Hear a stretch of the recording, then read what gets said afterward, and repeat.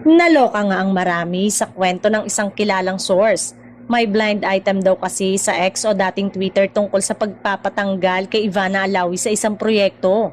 Sa mga komento raw ay nabanggit na pinatanggal ni Annabel Rama sa Shake, Rattle and Roll episode ng anak niyang si Richard Gutierrez si Ivana Alawi. Nang ikwento nga at nakarating yon kay Annabel Rama.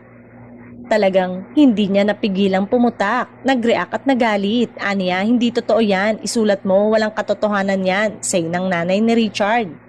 Paanong ipinatanggal si Ivana ay tuloy na tuloy daw ang pagtatambal nila ni Richard sa isang episode ng Shake, Rattle and Roll na official entry ng Regal Entertainment sa Metro Manila Film Festival 2025. Dapat ay ngayong July 29 nga ang story conference ni na Richard at Ivana pero hindi matutuloy yon dahil hindi kumpleto ang cast.